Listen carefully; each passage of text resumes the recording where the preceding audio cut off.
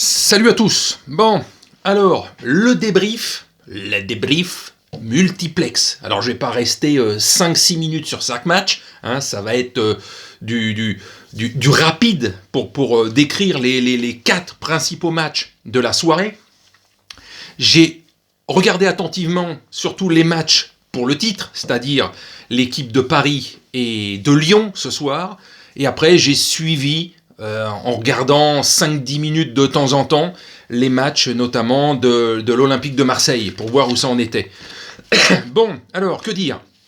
Le Paris Saint-Germain, victoire logique. Bon, ils ne pouvaient pas avoir 2 défaites consécutives face à des mal classés. Ils se sont fait déjà dézinguer le cul par Lorient. Ils ne pouvaient pas refaire 2 fois le même genre de boulette. Hein. Bon, c'était une quasi-certitude qui gagne, mais maintenant c'était à savoir, est-ce que ça va être à l'arrache? Est-ce que ça va être un carton? Mais enfin, le principal, c'était surtout la victoire. Bon, 3-0, but de Di Maria, de Sarabia et d'Mbappé, qui continue à étoffer évidemment ses statistiques, mais bon, avec lui, on sait très bien, 1 ou 2 matchs extraordinaires, 2-3 matchs où il passe à travers, on ne sait jamais sur quel pied danser avec lui. En première mi-temps, notamment, il y a eu 2 corners, un du côté de Paris, un du côté de Nîmes, qui ont fini soit sur la barre, soit sur un arrêt énorme de Rico.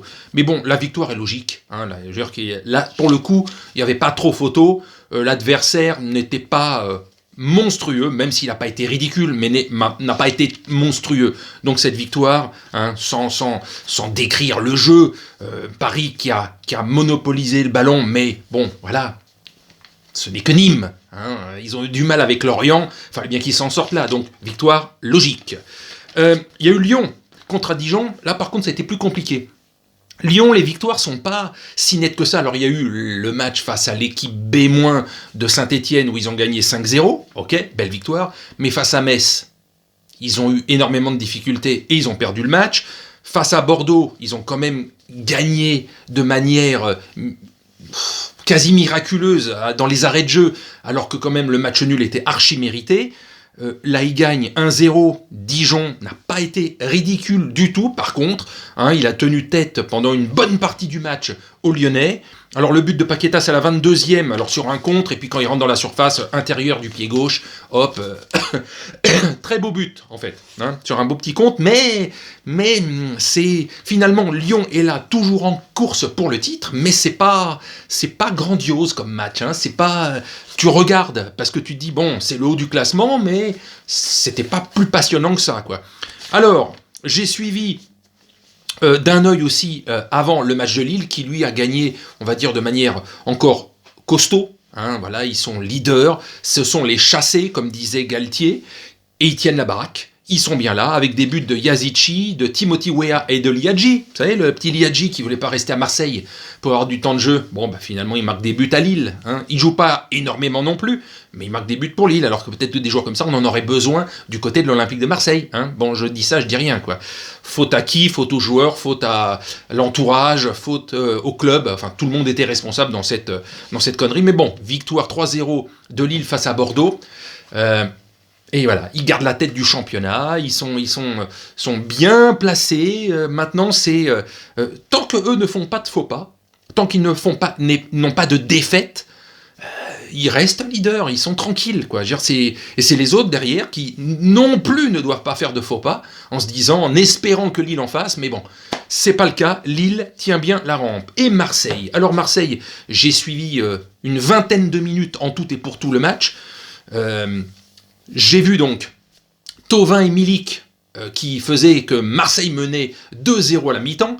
Alors je me disais, bon, c'est le contre-coup de tous les événements qui sont passés. Ils se sont sortis les coronesses. Ils veulent prouver aux supporters qu'ils ne voient pas depuis 7-8 mois, à part quand ils se font défoncer la commanderie. Finalement, on est des bonhommes, on est là, on joue, on peut gagner. Finalement, c'était pas la peine d'en arriver à cette extrême violence pour nous montrer. Mais voilà, à la deuxième mi-temps, ça a remis malheureusement les choses à leur place. C'est-à-dire que Lens a dominé cette seconde mi-temps. Ils ont eu donc 2 buts. Alors, les buteurs, c'était Sotoka et Medina à la 66e. Dans les 10 dernières minutes, Lens aurait pu marquer un 3e but. Ça a été chaud, quoi. Donc... voilà, il n'y a pas de défaite. Au moins ça, il n'y a pas de défaite, ils ont pris un point.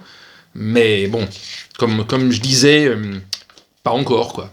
Marseille, cette année, cette saison, avec tout ce qui est arrivé, l'entraîneur qui se barre, etc. Donc, je vous dis, il n'y a qu'une chose à espérer, c'est que la saison s'arrête rapidement, enfin, se termine, pas s'arrête, hein. Ils vont pas nous arrêter le championnat à 10 journées de la fin comme la saison dernière, mais que la saison se termine enfin, qu'il y ait cet espéré racheteur, qui, je vous dis, depuis plusieurs semaines, on le sait que ça va arriver, mais c'est le quand, c'est tout.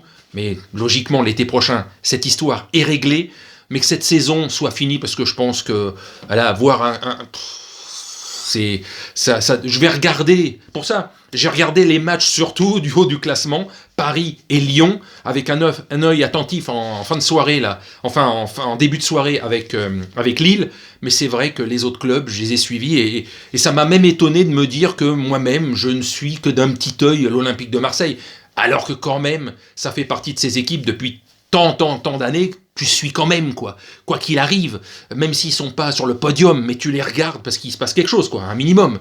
Là, tu te dis, il se passe pas grand-chose, quoi. Donc, même pas de plaisir à les regarder jouer, sauf vraiment si c'est des grosses affiches, quoi.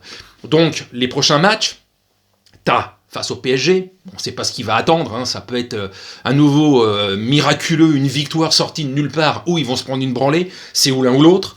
Le match à Bordeaux, 45 ans qui ne gagnent pas à Bordeaux, donc c'est des matchs encore qui sont à suivre, mais c'est vrai que c'est moins passionnant. Je vais suivre le haut du tableau, je vais suivre Lyon, je vais suivre Lille, je vais suivre Paris, attentivement évidemment, parce que le titre va se jouer entre ces trois équipes.